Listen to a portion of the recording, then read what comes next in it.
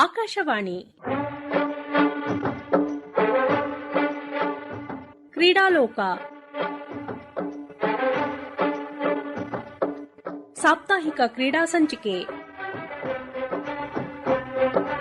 ಕೇಳುಗರೆ, ಕ್ರೀಡಾ ಸಂಚಿಕೆಗೆ ಆತ್ಮೀಯವಾದ ಸ್ವಾಗತ.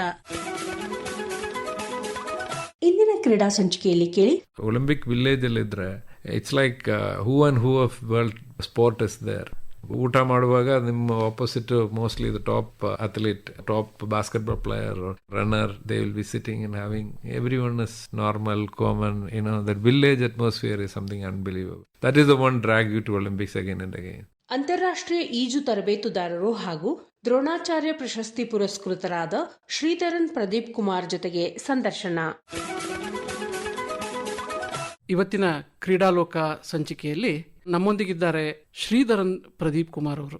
ಇವತ್ತು ಕರ್ನಾಟಕ ಅಂದ ತಕ್ಷಣ ನಮಗೆ ಈಜುಪಟುಗಳು ನೆನಪಾಗ್ತಾರೆ, ಈಜುಪಟುಗಳ ಪಾರಮ್ಯ ನೆನಪಾಗ್ತದೆ ಮತ್ತು ಸತತ 3-4 ದಶಕಗಳಿಂದ ರಾಷ್ಟ್ರ ಮಟ್ಟದಲ್ಲಿ, ಅಂತಾರಾಷ್ಟ್ರೀಯ ಮಟ್ಟದಲ್ಲಿ ಕರ್ನಾಟಕದ ಈಜುಪಟುಗಳು ಈ ಪಾರಮ್ಯವನ್ನ ಸಾಧಿಸ್ತಾನೆ ಬಂದಿದ್ದಾರೆ. ಆ ಸಾವಿರಾರು ಈಜುಪಟುಗಳ ಒಂದು ಉತ್ತುಂಗ ಸಾಧನೆಯ ಹಿಂದೆ ಇರುವಂತಹ ದ್ರೋಣಾಚಾರ್ಯ ಮಹತ್ವದ ಒಬ್ಬ ಗುರು ಅಂತಂದ್ರೆ ಶ್ರೀಧರನ್ ಪ್ರದೀಪ್ ಕುಮಾರ್ ಅವರು. ಅವರ ಸಾಧನೆಗೆ ತಕ್ಕಂತೆ ಅವರನ್ನ ದ್ರೋಣಾಚಾರ್ಯ ಪ್ರಶಸ್ತಿಯಿಂದ ಗೌರವಿಸಲಾಗಿದೆ. ಆದರೆ ಅವರು ಅದಕ್ಕಿಂತಲೂ ದೊಡ್ಡ, ಅದಕ್ಕಿಂತಲೂ ಎತ್ತರದ ಸಾಧಕನೂ ಹೌದು. ಯಾಕೆ ಅಂತಂದ್ರೆ 4 ಒಲಿಂಪಿಕ್ಸ್ಗಳಲ್ಲಿ ಭಾರತದ ಕೋಚ್ ಆಗಿ ಅವರು ಮಾಡಿರುವಂತಹ ಸಾಧನೆ ಅಸಾಧಾರಣ. ಅಲ್ಲದೆ ಕರ್ನಾಟಕವನ್ನ ಈಜು ಕ್ರೀಡೆಯ ಶಕ್ತಿ ಕೇಂದ್ರವನ್ನಾಗಿ ರೂಪಿಸುವಲ್ಲಿ ಅವರ ಒಂದು ಪಾತ್ರ ಬಹಳ ಮಹತ್ವದ್ದು. ಇವತ್ತಿನವರೆಗೂ ಅಂದ್ರೆ ಸುಮಾರು 3 ದಶಕಗಳಿಗಿಂತ ಹೆಚ್ಚಿನ ಕಾಲದಿಂದಲೂ ಅವರ ಕೈಯಲ್ಲಿ ಸುಮಾರು 4,000 ಈಜುಪಟುಗಳು ಟ್ರೈನಿಂಗ್ ತಗೊಂಡಿದ್ದಾರೆ. ಅವರಿಂದ ರಾಷ್ಟ್ರೀಯ, ಅಂತಾರಾಷ್ಟ್ರೀಯ ಮತ್ತು ಒಲಿಂಪಿಕ್ ಮಟ್ಟಕ್ಕೆ ಹೋದಂಥವರು ಕೂಡ ಇದ್ದಾರೆ. ಇವತ್ತು ಅವರೊಂದಿಗೆ ಮಾತನಾಡುವ ಅವಕಾಶ ನಮ್ಮದಾಗಿದೆ. ಅವರ ಇಡೀ ಸಾಧನೆಯ ಪಯಣವನ್ನ ಕೇಳಿ ತಿಳಿದುಕೊಳ್ಳೋಣ ಅವರಿಂದಲೇ. ನಮಸ್ಕಾರ ಸರ್. ನಮಸ್ಕಾರ. ಪ್ರದೀಪ್ ಕುಮಾರ್, ನಮಸ್ಕಾರ. ತಮಗೆ ಈ ಕಾರ್ಯಕ್ರಮಕ್ಕೆ ಸ್ವಾಗತಿಸ್ತೇನೆ. ಈಜು ಇದು ಸರ್ವಾಂಗ ಸುಂದರ ವ್ಯಾಯಾಮ ಅಂತ ಮೊದಲಿನಿಂದನೂ ಪರಿಗಣಿಸಲ್ಪಟ್ಟಿದೆ. ಈ ಕ್ರೀಡೆಯನ್ನೇ ನೀವು ಯಾಕೆ ಆಯ್ಕೆ ಮಾಡಿಕೊಂಡ್ರಿ? ಇದು ಎಲ್ಲಿಂದ ಶುರುವಾಯಿತು, ಹೇಗೆ ಶುರುವಾಯಿತು? ನಿಮ್ಮ ಈಜು ಮತ್ತು ಜೀವನದ ಪಯಣವನ್ನ ನಮಗೆ ತಿಳಿಸ್ಕೊಡಿ. ನಮ್ಮ ಊರಲ್ಲಿ ಸ್ವಿಮ್ಮಿಂಗ್ ಸ್ಟಾರ್ಟ್ ಮಾಡಿರೋದು 1977 ಅಂದೆ. ಆ ಸ್ಕೂಲ್ ಟೀಚರ್ಸ್ ಒಂದು ಸ್ವಿಮ್ಮಿಂಗ್ ಶುರು ಆಯಿತು. ನಮ್ಮ ಒಂದು ಚಿಕ್ಕ ಟೆಂಪಲ್ ಪಾಂಡ್ ಇತ್ತು, ಅಲ್ಲೇ ಮಾಡಿರೋದು. ಒಂದು ಈಜುಕುಳ ಅಂತ ಹೇಳೋಕ್ಕಾಗಲ್ಲ, ಬಟ್ ಸ್ಮಾಲ್ ಪಾಂಡ್. ಅಂದರೆ ಮಳೆ ಬಂದರೆ ಮಾತ್ರ ನೀರು ಸಿಗುತ್ತೆ, ಆ ಥರ ಅಗ್ರಿಕಲ್ಚರ್ಗಾಗಿರೋ ಪಾಂಡು. ಬಟ್ ಟೆಂಪಲ್ ಯೂಸ್ ಮಾಡ್ತಾ ಇರೋ ಟೆಂಪಲ್, ಅಯ್ಯಪ್ಪ ಟೆಂಪಲ್ ಇದ್ರು ನಮ್ಮೂರಲ್ಲಿ. ಟ್ರಿವಾಂಡ್ರಮ್ ಜಿಲ್ಲೆಯಲ್ಲಿ ಒಂದು ಚಿಕ್ಕ ಊರಿದೆ, ಪಾಲೋಡ್ ಅಂತೇಳಿ ನಮ್ಮ ಊರು. ನನಗೆ ಮೋಸ್ಟ್ಲಿ 12-13 ಇಯರ್ಸ್ ಆಗಿದೆ. ಆ ಟೈಮಲ್ಲಿ ನಾವೆಲ್ಲ ಫಸ್ಟ್ ಜನ್ರೇಷನ್ ನಮ್ಮ ಊರಲ್ಲಿ ಸ್ವಿಮ್ಮಿಂಗ್ ಸ್ಟಾರ್ಟ್ ಮಾಡಿರೋರು. ಆವಾಗ ಏನಾಗುತ್ತೆ ಅಂದರೆ ಕೋಚಸ್ಸು ದೂರ ಸಿಟಿಯಿಂದ ಬರಬೇಕು, ಅವ್ರಿಗೆ ಸ್ಪೋರ್ಟ್ಸ್ ಕೌನ್ಸಿಲ್ ಅಪಾಯಿಂಟ್ ಮಾಡ್ತಾರೆ 1 ತಿಂಗಳು ಆ ಥರ. ಬಟ್ ಅವ್ರು 1 ತಿಂಗಳು ಬಂದರೆ ಇನ್ನೂ ಒಂದು 4 ತಿಂಗಳು ಯಾರೂ ಇರೋದಿಲ್ಲ. ನಾವೇ ಆವಾಗ ಸೀನಿಯರ್ಸ್ ಆಯ್ತಲ್ಲ, ನಾವು ಚಿಕ್ಕ ಹುಡುಗರು ಬಂದರೆ ಅವರು ನಾವೇ ಹೆಲ್ಪ್ ಮಾಡ್ತಾಯಿದ್ರು, ಹೇಳ್ಕೊಡೋದು. ಸ್ವಿಮ್ಮಿಂಗ್ ಎಲ್ಲರಿಗೂ ಮೋಸ್ಟ್ಲಿ ಬರುತ್ತೆ, ಬಟ್ ಸೈಂಟಿಫಿಕ್ ಆಗಿ ಕರೆಕ್ಟಾಗಿ ಹೇಳ್ಕೊಡೋದು ನಮಗೆ ಕೋಚ್ ಏನು ಕೊಟ್ಟಿರ್ತಾರೋ ಅದು ನಾವು ಚಿಕ್ಕ ಮಕ್ಕಳಿಗೆ ಹೇಳ್ಕೊಡ್ತಾಯಿದ್ರು. ಆ ಥರ ಆ ಏಜಲ್ಲೇ ಒಂದು ಕೋಚಿಂಗಲ್ಲಿ ನನಗೆ ಒಂದು ಇಂಟ್ರೆಸ್ಟ್ ಇತ್ತು. ಸ್ವಿಮ್ಮಿಂಗ್ ಮಕ್ಳಿಗೆ ಹೇಳ್ಕೊಡ್ತಾ ಇದ್ರು. ಆ ಟೈಮಲ್ಲಿ ನಾವು ಸ್ವಿಮ್ ಮಾಡ್ತಾ ಇದ್ರು. 4-5 ಇಯರ್ಸ್ ಆಗಿದ್ಮೇಲೆ 82 ನನ್ನ ಎಜುಕೇಷನು ಪ್ಯಾರಲಲ್ ಹೋಗ್ತಾ ಇದ್ರು. ನನಗೆ ಸ್ಪೋರ್ಟ್ಸ್ ಹಾಸ್ಟೆಲ್ ಅಡ್ಮಿಷನ್ ಆಗಿದೆ. ಅದು ಒಂದು 200 kilometres away from my village. So ಅಲ್ಲಿ I was doing my degree and also my swimming. So that was a turning point. ಅಲ್ಲಿ ಚೆನ್ನಾಗಿ ಸ್ವಿಮ್ ಮಾಡಿದ್ರು, ನ್ಯಾಷನಲ್ ಮೆಡಲಿಸ್ಟ್ ಎಲ್ಲ ಆಗಿದ್ರು. ಅಲ್ಲಿಂದ ನಮ್ಮ ಡಿಗ್ರಿ ಮುಗಿಸ್ಕೊಂಡು ಈ ಕೋಚಿಂಗಿಗೆ ಒಂದು ಕೋರ್ಸ್ ಇದೆ ಪಟಿಯಾಲದಲ್ಲಿ. ಆ ಟೈಮಲ್ಲಿ ಪಟಿಯಾಲದಲ್ಲಿತ್ತು, NIS ಡಿಪ್ಲೊಮಾ ಅಂತ ಹೇಳ್ತಾರೆ, ಅದಕ್ಕೆ ಹೋಗಿದೆ. ಅಲ್ಲಿಂದ ಕೋಚಿಂಗ್ ಮುಗಿಸ್ಕೊಂಡು ವಾಪಸ್ ಬಂದು ಊರಿಗೆ ಬಂದೆ. ಕೆಲಸಕ್ಕೆ ನೋಡ್ತಾ ಇದ್ರು, ಅವಾಗ ವೆಯ್ಟ್ ಮಾಡ್ತಾ ಇದ್ರು ಕೇರಳದಲ್ಲಿ ಏನೋ ಕೆಲಸ ಸಿಗುತ್ತಾ ಅಂದೆ. ಸ್ವಲ್ಪ ಟೈಮ್ ಇತ್ತು, ಒಂದು 6 ಮಂತ್ಸ್ ಟೈಮಲ್ಲಿ ನಾನು ನನ್ನ ಪೋಸ್ಟ್ ಗ್ರ್ಯಾಜುಯೇಷನ್ ಸ್ಟಾರ್ಟ್ ಮಾಡಿದೆ ಅಲ್ಲೇ. ಬಟ್ ಆ ಟೈಮಲ್ಲಿ ನನಗೆ ಇಲ್ಲಿಂದ ಮಿಸ್ಟರ್ ಜಗದಾಲೆ ಅವರು, ನೀಲಕಂಠರಾವ್ ಜಗದಾಲೆ ಅವರು, ಆ್ಯಕ್ಚುಲಿ ನನಗೆ ಗಾಡ್ ಫಾದರ್ ಆಗಿದ್ದಾರೆ, ಲೇಟ್ ಜಗದಾಲೆ ಅವರು. ಅವರು ಇಲ್ಲಿ ಬಸವನಗುಡಿ ಅಕ್ವಾಟಿಕ್ ಸೆಂಟ್ರಲ್ಲಿ ಒಂದು ವೇಕೆನ್ಸಿ ಇದೆ, if you are interested you can come and meet me ಅಂತ ಹೇಳ್ಕೊಂಡು ನನಗೊಂದು ಲೆಟರ್ ಬಂದೆ. ಅವರಿಗೆ ರೆಫರೆನ್ಸ್ ಬಂದಿರೋದು ಆ ಟೈಮಲ್ಲಿ ಪಟ್ಯಾದದಲ್ಲಿ ಡೈರೆಕ್ಟರ್ ಜನರಲ್ ಆಗಿರುವಾಗ CM ಮುತ್ತಯ್ಯ ಅಂತೇಳಿ ಅವರೇ ಆ ರೆಫರೆನ್ಸಲ್ಲಿ ಕೊಟ್ಟಿರೋದು. 1988 ಬ್ಯಾಂಗ್ಳೂರು ಬಂದು ಜಗದಾಲೆ ಅವರು ನೋಡಿದ್ದಾರೆ, ಅಪಾಯಿಂಟ್ಮೆಂಟ್ ಕೊಟ್ಟಿದ್ದಾರೆ ನನಗೆ ಬಸವನಗುಡಿ ಅಕ್ವಾಟಿಕ್ ಸೆಂಟ್ರಲ್ಲಿ. ಸೊ ಆ ಟೈಮಲ್ಲಿ ಒಂದು 15-20 ಚಿಲ್ಡ್ರನ್ ಇದೆ ಆ್ಯಂಡ್ ಬಸವನಗುಡಿ BSc. ನಮ್ಮ ಜೊತೆ ಇನ್ನೊಬ್ಬರು ಕೋಚ್ ಇದ್ರು, ಗೋಪಾಲ್ ಅಂತೇಳಿ, ಅವರು Sai coach, government coach. So ಅದು ಟ್ರಾನ್ಸ್ಫರಬಲ್ ಆಗಿರೋದ್ರಿಂದ ಇವರು ನನಗೆ ಅಪಾಯಿಂಟ್ಮೆಂಟ್ ಕೊಟ್ಟಿರೋದು. ಆವಾಗಿಂದ ಸ್ಟಾರ್ಟ್ ಮಾಡಿರೋದು ಇದು. ಆವಾಗ ಕರ್ನಾಟಕ ಚಾಂಪಿಯನ್ ಏನು ಪೊಸಿಷನ್ ಏನೂ ಇರಲಿಲ್ಲ, ಬಟ್ ಗರ್ಲ್ಸ್ ಸ್ವಲ್ಪ ಜನ ಚೆನ್ನಾಗಿ ಮಾಡ್ತಾಯಿದ್ರು. ಅಲ್ಲಿ ಮೋಹಿತೆ ಅಂತ ಹೇಳಿ ಒಬ್ಬರು ಕೋಚ್ ಇದ್ರು ಅಲ್ಸೂರಲ್ಲಿ, ಅವರೇ ಚೆನ್ನಾಗಿ ಕೋಚಿಂಗ್ ಮಾಡ್ತಾಯಿದ್ರು ಆ ಟೈಮಲ್ಲಿ. ಬಟ್ ಆ ಥರ ಒಂದು ಹೆಲ್ತಿ ಕಾಂಪಿಟೇಷನ್ ಬಿಲ್ಡ್ ಆಯಿತು ವಿತ್ ಅಕ್ವಾಮರೈನ್ ಅಂತೇಳಿ ಒಂದು ಕ್ಲಬ್ ಇದ್ದರು ವಿತ್ ಮೋಹಿತೆ, ಬಸವನಗುಡಿ ನಮ್ಮದು. So good competition. So that is why the performance start coming at the sub junior level. 89 ಬಸವನಗುಡಿಯಲ್ಲಿ ಸಬ್ ಜೂನಿಯರ್ ನ್ಯಾಷನಲ್ ಆಗಿದೆ. BSc swimmers whom I was coaching, they got some 21 medals. That was the turning point. ಅಲ್ಲಿಂದ by 91 we went on to become the senior champions. But ಎಲ್ಲರೂ ನಮ್ಮ ಚಿಕ್ಕ junior swim ಮಾಡಿ ನಮ್ಮ senior championship ಕೊಟ್ಟಿರೋದು ಅಭಿಜಿತ್ತು, ಸಜಿನಿ ಶೆಟ್ಟಿ, ನರಸಿಂಹ ಶೆಟ್ಟಿ, ಆ ಥರ ಇರೋರು ಮಕ್ಕಳು ಚೆನ್ನಾಗಿ ಸೀನಿಯರ್ ಇದು ಮಾಡಿ. Actually we won the senior championship in 1991. From then the journey continues till Karnataka swimming is on the top from then onwards. Sir, ನೀವು ಈಜು ಪ್ರೊಫೆಷನ್ನಿಗೆ ಬಂದ ಮೇಲೆ, ಆ್ಯಸ್ ಅ ಪ್ರೊಫೆಷನ್ ಆಗಿ ನೀವು ತೊಗೊಂಡ ಮೇಲೆ ಈ ಟ್ಯಾಲೆಂಟ್ ಸ್ಕೌಟಿಂಗ್ನ ಯಾವ ಥರ ಮಾಡ್ತಾ ಬರ್ತಾ ಇದ್ದೀರಿ? ಕರ್ನಾಟಕ ಯಾವಾಗಲೂ ಟಾಪ್ ಪೊಸಿಷನ್ ಇರೋದಕ್ಕೆ ಏನು ಕಾರಣ sir? Actually a technical question, I like this question. ಏನಂದರೆ ನಮ್ಗೆ actually we don't have an opportunity to screen the talent ನಮಗೆ ಹೋಗಿ ಟ್ಯಾಲೆಂಟ್ ನೋಡಿ ಸ್ಕ್ರೀನ್ ಮಾಡೋಕ್ಕೆ ಆಪರ್ಚುನಿಟೀಸ್ ಇಲ್ಲ. ನಮ್ಮ ಹತ್ರ ಬರೋವರು ಮಾತ್ರ ನಾವು ಟ್ರೈನ್ ಮಾಡಬೇಕು. ಅಂದರೆ ನಮ್ಮದರ ಸೆಂಟ್ರ್ಗಳಲ್ಲಿ ದುಡ್ಡಿರೋರಿಗೆ ಮಾತ್ರ ಬರೋಕ್ಕಾಗುತ್ತೆ. ಪಬ್ಲಿಕ್ ಪೂಲ್ ಆಗಿದ್ರು. ಸ್ಪೋರ್ಟ್ಸ್ ಕೋಚಿಂಗ್ ಅಂದರೆ ನಮ್ಮದು ಪ್ರೈವೇಟಾಗಿ ಮಾಡ್ತಾಯಿದ್ರು. ಆವಾಗ ನಮ್ಮ BScಗೆ ಒಂದು ಅಡ್ವಾಂಟೇಜ್ ಆ ಟೈಮಲ್ಲಿ ಇದ್ರು ಸಮ್ಮರ್ ಕ್ಯಾಂಪಲ್ಲಿ ಒಂದು 2500-3000 ಕಿಡ್ಸ್ ಚಿಕ್ಕ ಹುಡುಗರು ಬರ್ತಾಯಿದ್ರು ಸ್ವಿಮ್ಮಿಂಗ್ ಕಳೆಯೋಕ್ಕೆ.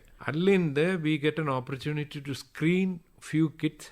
ಆ ಏಜಲ್ಲಿ ಒಂದು 7, 8, 9, 10 ಇಯರ್ಸ್ ಏಜ್ ಹುಡುಗರ ನಾವು ಸೆಲೆಕ್ಟ್ ಮಾಡ್ತಾಯಿದ್ರು. ಅದೊಂದು ವೈಡ್ ಆಗಿ ಒಂದು ಟ್ಯಾಲೆಂಟ್ ಐಡೆಂಟಿಫಿಕೇಶನ್ ಅಲ್ಲ.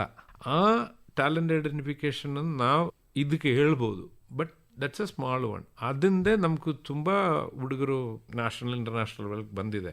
ಬಟ್ ನನಗೆ ಏನಂದರೆ ಆ ಥರ ಈ 2500 ಮಕ್ಕಳು ನಮ್ಮ ಹತ್ರ ಬರ್ತಾ ಇದ್ದಾರೆ ಸಮ್ಮರಲ್ಲಿ, ಅದು ಆಲ್ ಓವರ್ ಕರ್ನಾಟಕ ನೋಡಿ ಆ ಥರ ಬಂದರೆ ನಮಗೆ ಈಸಿಯಾಗಿ ಒಲಿಂಪಿಕ್ ಮೆಡಲಿಸ್ಟ್ ಬರ್ಬೋದು. ಬಟ್ ಆ ಆಪರ್ಚುನಿಟಿ ಆ ಕಡೆನೂ ಇಲ್ಲ.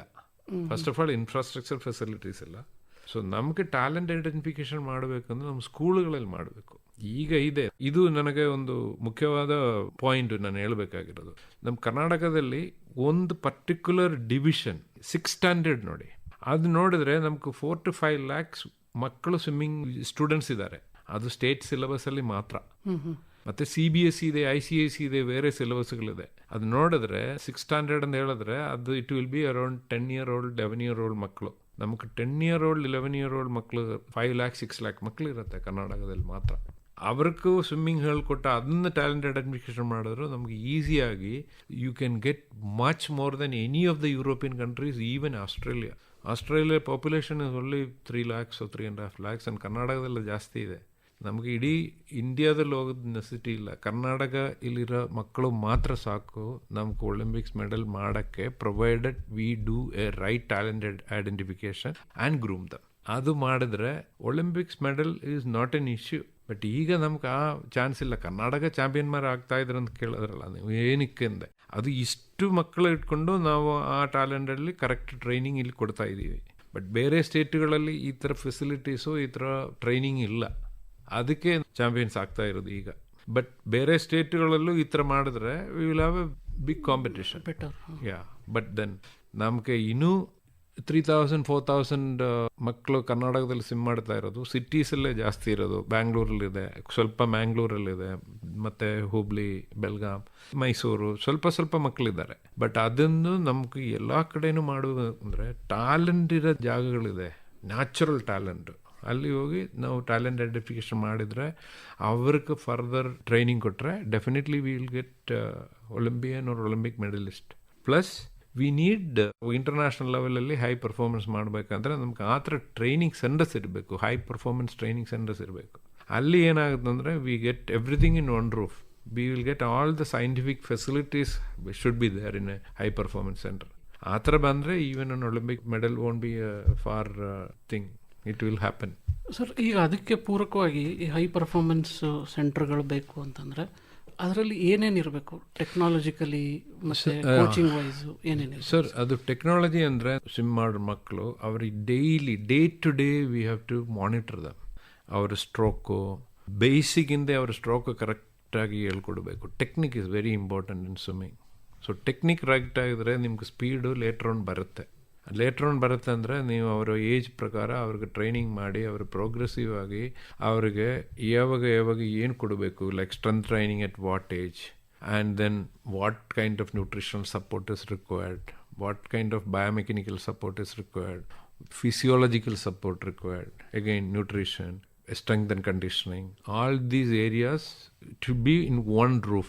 ಇದೆಲ್ಲ ಮಾಡಿದ್ಮೇಲೆ ಅವ್ರಿಗೆ ರಿಕವರಿ ಪ್ರೋಸೆಸ್ ಇರುತ್ತೆ, ರಿಹ್ಯಾಬಿಲಿಟೇಷನ್ ಸೆಂಟರ್ಸ್ ಇರುತ್ತೆ, ಇಂಜುರಿ ಪ್ರಿವೆನ್ಷನ್, ಇಂಜುರಿ ರಿಹ್ಯಾಬಿಲಿಟೇಷನ್, ಇದೆಲ್ಲ ಅಂಡರ್ ಒನ್ ರೂಫಲ್ಲಿ ಬರಬೇಕು. ಅದಕ್ಕೆ ಸಿಕ್ಕಾಪಟ್ಟೆ ಸೈಂಟಿಫಿಕ್ ಸೆಟಪ್ಸ್ ಇದೆ. ಈಗ each athlete, each swimmer can be assessed and monitored in different ways. ಅವರು ಟ್ರೈನಿಂಗಲ್ಲಿ ಮಾನಿಟರ್ ಮಾಡಬೇಕು. ಕಾಂಪಿಟೇಷನಲ್ಲಿ each and every part of the race can be analysed. How your start was, ಸ್ಟಾರ್ಟಲ್ಲಿ ಏನೋ ಪ್ರಾಬ್ಲಮ್ ಇದೆಯಾ, ಸ್ಟಾರ್ಟಲ್ಲಿ ಎಷ್ಟು ಮೀಟ್ರ್ ಕವರ್ ಆಯಿತು, ಈ ಕವರ್ ಆಗಿಲ್ಲ ಅಂದರೆ ಏನು ರೀಸನು, ಅದು within the time frame finish ಮಾಡಿದ್ರೆ ಕಂಪೇರ್ ಟು ಇಂಟರ್ನ್ಯಾಷನಲ್ ಸ್ಟ್ಯಾಂಡರ್ಡ್. ಅದಾದಮೇಲೆ race, the middle part of the race will be analysed, and then turns will be analysed. Turning ಇರುತ್ತೆ. ಇನ್ನು 1500 freestyle we have 29 turns. If you analyze the turn and if there is a mistake, if you can correct it, we'll save time. ಆ ಥರ each and every part of the race and the training and competition has to be analyzed and help the athletes. So when you do hundreds of people this, we may get one or two of them coming to the top. In swimming, I think most of the Olympians are right now from Karnataka or trained in Karnataka because we have the best of the things available right now available. I just traveled to Bhubaneswar for a competition, senior swimming championship, and had an opportunity. ಅಲ್ಲಿ ಒಂದು scientific centre ಇದೆ Kalinga ಸ್ಟೇಡಿಯಮಲ್ಲಿ, excellent facilities. ಆ ಥರ ಒಂದೋ ಎರಡೋ ಬರಬೇಕು ನಮ್ಮ ಕರ್ನಾಟಕದಲ್ಲಿ. ಇನ್ವೆಸ್ಟ್ಮೆಂಟ್ ಇಲ್ಲಿವರೆಗೂ ಏನಾದ್ರು ನಿಮ್ಮ ಕಡೆಯಿಂದ ಅಥವಾ ಅಸೋಸಿಯೇಷನ್ ಕಡೆಯಿಂದ ಈಗ ಪ್ರಕಾಶ್ ಪಡ್ಕೋಣೆ ಸೆಂಟ್ರಲ್ಲಿ ಸ್ವಲ್ಪ ಫೆಸಿಲಿಟೀಸ್ಗಳಿದೆ, but we need much more then that to achieve the international competition. Because swimmers need to be assisted with all these facilities. ಅದೇ ಗೌರ್ಮೆಂಟಿಗೆ ಏನಾದ್ರು ಈ ಥರದ್ದು ಬೇಕು ಅಂತ ಪ್ರಪೋಸಲ್ ಇದೆಯಾ ಸರ್? ಗೌರ್ಮೆಂಟಿಗೆ ಮೋಸ್ಟ್ಲಿ ಅಸೋಸಿಯೇಷನ್ಗಳು ರಿಕ್ವೆಸ್ಟ್ ಮಾಡ್ತಾ ಇರಬೇಕು. ಇದು ಸ್ವಿಮ್ಮಿಂಗಿಗೆ ಒಂದೇ ಅಲ್ಲ, ಎಲ್ಲ ಸ್ಪೋರ್ಟ್ಸ್ಗೂ ಬೇಕಾಗುತ್ತೆ. ಬಟ್ ಒಂದು ಫೆಸಿಲಿಟಿ ಮಾಡಿದ್ರೆ ಸ್ವಿಮ್ಮಿಂಗ್ ಸ್ಪೆಸಿಫಿಕ್ ಅದರಲ್ಲೇ ಮಾಡ್ಬೋದು, ಎಲ್ಲ ಸ್ಪೋರ್ಟ್ಸ್ಗೂ ಯೂಸ್ ಮಾಡ್ಬೋದು. Like SAI centre what we have in Bangalore, they have certain facilities. But then we need to develop high performance centres like all the advance nations. ಅಲ್ಲಿ ಏನೇನು ಫೆಸಿಲಿಟಿಗಳಿದೆ, ಆ ಸೈಂಟಿಸ್ಟ್ಗಳು ಡೆವಲಪ್ ಆಗಬೇಕು. They need to be educated to become sports scientist to assist the coaches. Coach alone can't do at that level. ಈಗ ನಾವು ನಮ್ಮ Indian swimmers, top swimmers performance ನೋಡಿದ್ರೆ we are about 4-5% behind with international standard in swimming. ಈ 4-5% we can definitely get from ನಮ್ಮ scientific ಕಮ್ಯುನಿಟಿನ ಸಿಗ್ಬೋದು. ಅದು ನೀವು ಹೇಳೋ ಥರ ಮಕ್ಕಳ ಚಿಕ್ಕ ವಯಸ್ಸಲ್ಲೇ ಐಡೆಂಟಿಫೈ ಮಾಡಿ 100,000 ಮಾಡಿದ್ರೆ ನಮಗೆ 1-2-3 ಒಲಿಂಪಿಕ್ ಪಾರ್ಟಿಸಿಪೇಷನ್ ಬರ್ಬೋದು. 1-2-3 ಪಾರ್ಟಿಸಿಪೇಷನ್ ಬಂದರೆ by chance we may get one finalist ಬಂದ್ರೇ ನಾಳೆ ಮೆಡಲಿಸ್ಟ್ ಬರೋದು. ಸರ್, ಈಗ ನಿಮ್ಮ ಕೋಚಿಂಗ್ ಕರಿಯರಲ್ಲಿ, ಇಷ್ಟು ವರ್ಷದ ಕೋಚಿಂಗ್ ಕರಿಯರ್, ಈಗ ಇವೆಲ್ಲ ಟೆಕ್ನಾಲಜಿ ಬಗ್ಗೆ ನಾವು ಮಾತಾಡ್ತಾ ಇದ್ದೀವಿ. ಆದರೆ ನೀವು ಸ್ಟಾರ್ಟ್ ಮಾಡಿದಾಗ ಇಷ್ಟೆಲ್ಲ ಟೆಕ್ನಾಲಜಿ ಇರಲಿಲ್ಲ. ಆ ಟೈಮಲ್ಲೂ ನೀವು ಎಷ್ಟೋ ಮಕ್ಕಳನ್ನ ರೆಡಿ ಮಾಡಿ ಏಷ್ಯನ್ ಗೇಮ್ಸಿಗೆ ಕಳಿಸಿದ್ರಿ, ಒಲಿಂಪಿಕ್ಸ್ವರೆಗೂ ರೆಡಿ ಮಾಡಿಸಿದ್ರಿ. ಆ ಚಾಲೆಂಜಸ್ ಯಾವ ಥರ ಇತ್ತು ಸರ್? ಇಲ್ಲ, ಚಾಲೆಂಜಸ್ ಅಂದರೆ ನಮಗೆ ಕಮ್ಯುನಿಕೇಷನ್ ಈ ಥರ ಇಲ್ಲ. ಈಗ everything is open in the website. That time ನಮಗೆ ಒಂದು ಒಳ್ಳೆ ಸ್ಟ್ರೋಕ್ ಟೆಕ್ನಿಕ್ ನೋಡಬೇಕಂದ್ರೆ ನಾವು ಅಮೇರಿಕಾದಲ್ಲಿಂದ ಕ್ಯಾಸೆಟ್ ತೊಗೊಂಡು ಬರಬೇಕು. ಆ ಕ್ಯಾಸೆಟಲ್ಲಿ ತೊಗೊಂಡು ಬಂದರೆ ವಿಡಿಯೋ ಕ್ಯಾಸೆಟು, ಅದು ನಮ್ಮ VCR ಪ್ಲೇ ಮಾಡ್ತಾ ಇದ್ರಲ್ಲ. 2 ಸಿಸ್ಟಮ್ ಇತ್ತು. ಅಲ್ಲಿ NDSC ಅಂತ ಹೇಳಿ ಒಂದು ಸಿಸ್ಟಮ್ ಇತ್ತು. ನಮ್ಮದು VCR ಆ ಟೈಮಲ್ಲಿ ಪಾಲ್ ಸಿಸ್ಟಮ್ ಅಂತಿತ್ತು. ಮತ್ತು ಆ ಥರ ಇರೋ ಕ್ಯಾಸೆಟ್ಗಳು ನಮ್ಗೆ ಕನ್ವರ್ಟ್ ಮಾಡಬೇಕು ಪಾಲ್ ಸಿಸ್ಟಮಲ್ಲಿ. ಆಮೇಲೆ ಅದು ತೋರಿಸ್ಬೇಕು, ನಾವು ನೋಡಬೇಕು, ಅದು ಎಕ್ಸ್ಪ್ಲನೇಷನ್ ನೋಡಬೇಕು, ಮಕ್ಳಿಗೆ ತೋರಿಸ್ಬೇಕು. ಈ ಥರನೇ ಸ್ಟ್ರೋಕ್ ಟೆಕ್ನಿಕ್ ಎಂದು ವರ್ಲ್ಡ್ ಲೆವೆಲ್ ಟೆಕ್ನಿಕ್ ಅದೊಂದೇ ನಮ್ಗೆ ಸಿಗ್ತಾ ಇದ್ರು. ಮತ್ತೆ books, top coaches those days what ever books they have return, ನಾವು ಅಲ್ಲಿಂದ ಇಲ್ಲಿ ಆನ್ಲೈನ್ ಎಲ್ಲ ತಗೊಳಕ್ಕಾಗಲ್ಲ ಆ ಟೈಮಲ್ಲಿ. ಯಾವೆಲ್ಲ ಅಂದ್ರೆ ಹೋಗಿದ್ರೆ ನಾವು ತಗೊಂಡು ಬಂದು ಅದು ಓದಿ gain whatever knowledge that we could. Plus ಹೊರಗಡೆ ಹೋಗಲೇಬೇಕು, ಕೋಚಸ್ ಕ್ಲಿನಿಕ್ಗಳಿದ್ರು. Like I join here at 88. My boss ನನಗೆ 89 ಅಮೇರಿಕಲ್ಲಿ ಕಳಿಸಿದ್ದಾರೆ. ಅಲ್ಲಿ ಹೋಗಿ American swimming coach association clinic ಇತ್ತು, ಆ ಕ್ಲಿನಿಕ್ ಅಟೆಂಡ್ ಮಾಡಿ ಅದಾಗಿದ್ಮೇಲೆ I have gone and stayed with 1 or 2 teams where top coaches were training. ಆ ಥರ ಒಂದು 3-4 ಆಪರ್ಚುನಿಟೀಸ್ ನನಗೆ ಸಿಕ್ಕಿದೆ. ಅದು ಕೊಟ್ಟಿರೋದೇ BSc. Knowledge anything that I have improved through these contact plus reading. And when time coming to 21st century 2010 ಆದ್ಮೇಲೆ ನಿಮಗೆ lot of books, everything is online. So you have now a lot of podcasts available and videos available. YouTube is the king of everything now. Google, you can ask question. Now all this in the chat GPT, everywhere you ask a question, you get an answer. So now everyone, like including a parent, is a coach. Today, a coach's job is very challenging. But our time, it wasn't that challenging as far as the communication or, talking to the parents or talking to swimmers. It wasn't this challenging actually. But today's job is very, very tough with the coaches because they need to be educated better than the swimmers and the parents. You need to communicate. If you make a mistake, everyone will know. It's good. That is a challenging thing about it. Coaching, first of all, it's a very challenging job. So, ನಿಮ್ಮ ಈ ಜರ್ನಿಯಲ್ಲಿ first time ನಿಮ್ಮ ಯಾವ student ಒಲಿಂಪಿಕ್ಸಿಗೆ ಹೋದ್ರು, ಅವಾಗ ಹೆಂಗಿತ್ತು ಆ ಪ್ರಯತ್ನ? My first swimmer Olympics ಹೋಗಿರೋದು Nisha Millar, 2000 Sydney Olympics. Nisha was training Tamil Nadu and somewhere else. Nisha came and joined me 98, I think. So she trained with me for some time. Then she traveled to Perth to train with one foreign coach. Then she came back and she was the first swimmer qualifying for the Olympics at that time. That time A qualifying, B qualifying was there. She did a B qualifying in 200 freestyle 206 and she qualified at that time. They were the first Olympian traveling to Sydney at the time. So adagmele we tried for 2004. I think that time Shikha Tandon has gone to Olympics in Athens. Then we continued training. Then 2008 we have few swimmers qualified in that. One of my swimmers was also there, Rehan Paunja. He qualified in the 200 butterfly with Veer Dalkade, Sanjeev Sejwal, and 3-4 of them were there in the Olympics. That was 2008. After that, the qualification system got changed. Then you need to go A qualify time only. You have the opportunity to go. Otherwise, if you don't meet the A qualifier, you'll have to wait for an entry. They are given to every country as a one male, one female. They will give an entry. In 2012, Gagan has gone to London Olympics. Then we continued to training, and next Olympic I had 2 of them going to the Olympics with Sajan Prakash and Shivani Kataria. Both of them, though they don't represent Karnataka, they both of them training in Basangdi Aquatic Center. Meantime, I have left job here in 2016. That was after almost 29 years of working in BSc. Then I got an opportunity to go to Dubai, work there. And that is the time that the COVID started. So at that time, Sajan was training in Thailand with a FINA scholarship. FINA is a world body at the time. At COVID time, there was an issue. None of them could train. But then Dubai, we had an opportunity. We have only 1 month of closure. Indiaದಲ್ಲಿ full swimming close ಆಗಿತ್ತು. ಆವಾಗ Indian team got an opportunity to come to Dubai, train with us for some time. Government permission with 2 months, 4-5 ಜನ ಬಂದು ಅಲ್ಲೇ train ಮಾಡಿದ್ರು ಇಲ್ಲಿಂದ. So ಅದಾದ್ಮೇಲೆ ಸಜನ್ ವಾಪಸ್ ಹೋಗ್ಲಿಲ್ಲ. Sajan stayed back with me in Dubai.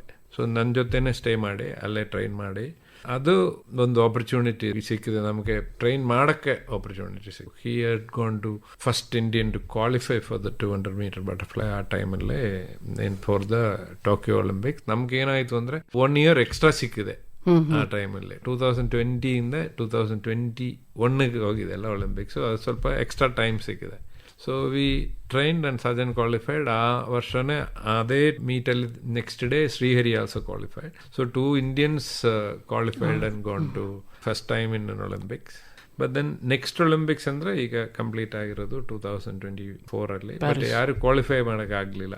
A qualifying, B qualifying we had 3-4 swimmers qualified, but again it's called wild entry, so another 2 more swimmers gone.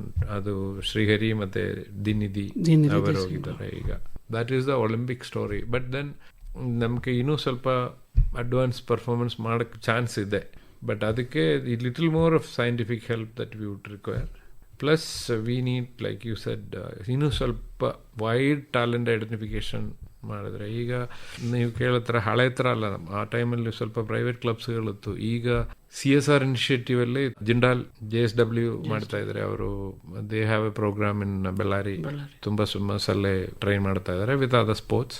They have certain facilities available, like I said science facilities. ಆದ್ರೆ Glenmark support ಮಾಡ್ತಾ ಇದ್ದಾರೆ swimming CSR initiative. ಇನ್ನು I am sure another few more people will definitely come in, like even Basangudi is running with so much support from Jagdali groups. Basangudi swimming pool BAC is also generally from last 38 years ಅವರ help ಅಲ್ಲೇ ಮಾಡ್ತಾ ಇರೋದು.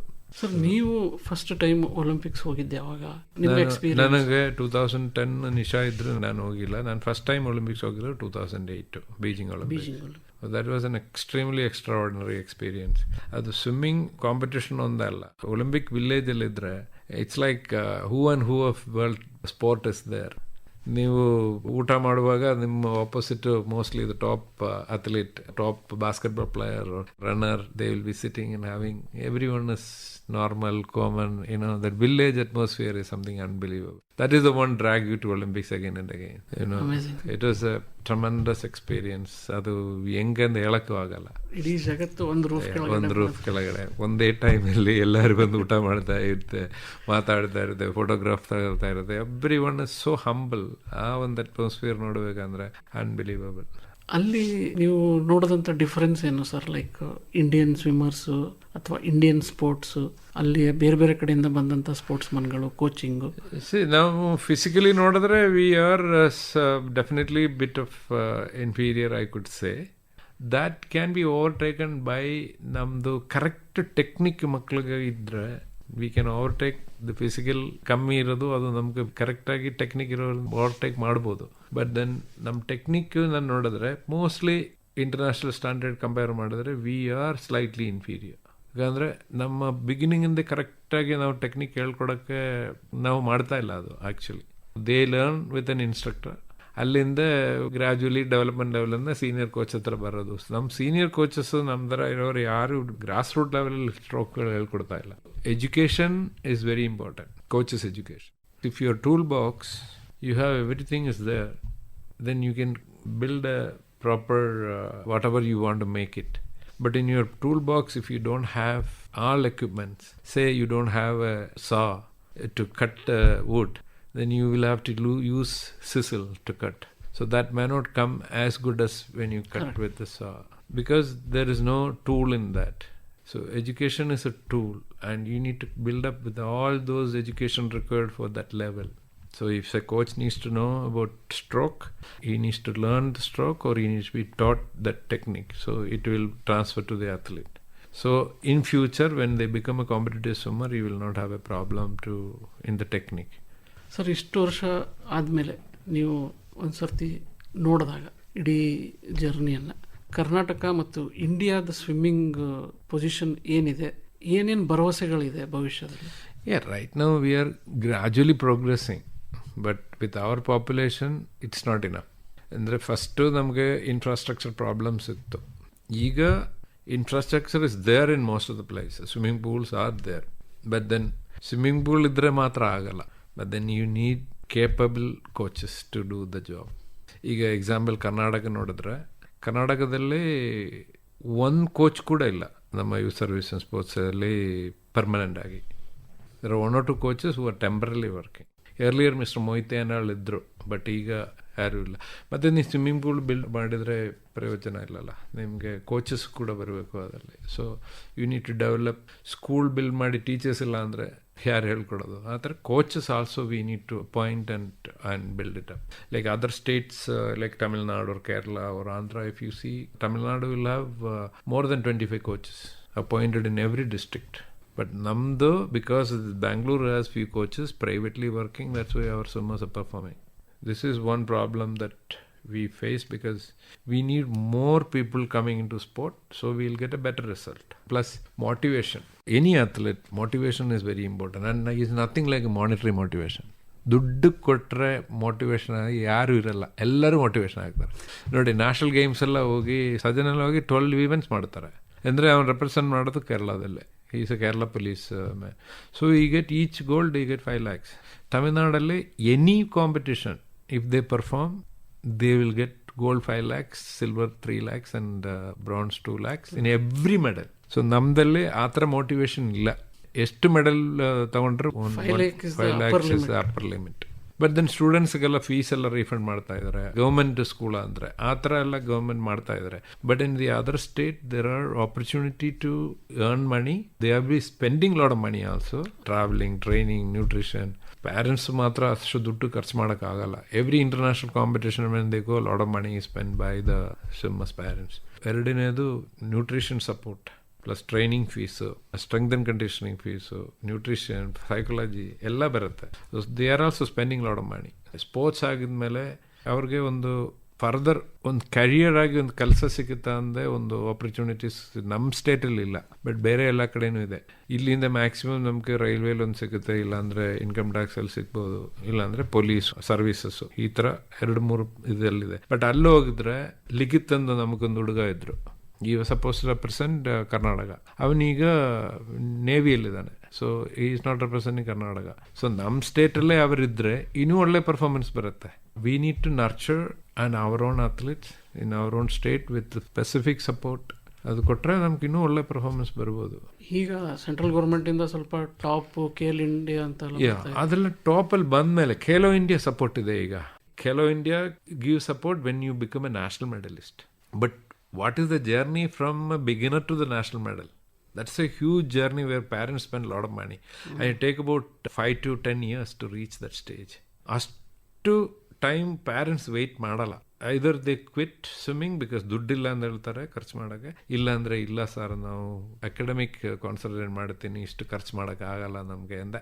100 ಹುಡುಗರು ನಾವು training ಮಾಡ್ಕೊಂಡು ಬಂದರೆ senior level ಬರುವಾಗ ಒಂದು 5 to 10 ಇರುತ್ತೆ ಅಷ್ಟೇ.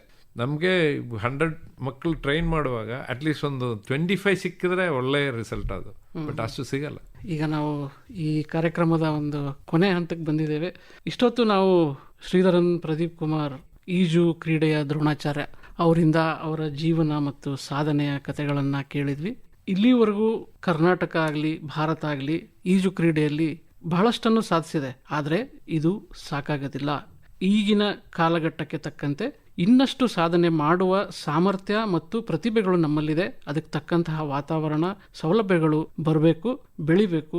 ಇನ್ನಷ್ಟು ಹುಡುಗರು ಒಲಿಂಪಿಕ್ ಮೆಡಲ್ ತರೋಂಗೆ ಆಗಬೇಕು. ಇಲ್ಲಿವರೆಗೂ ಈಜಲ್ಲಿ ನಮಗೆ ಒಲಿಂಪಿಕ್ ಮೆಡಲ್ ಬಂದಿಲ್ಲ.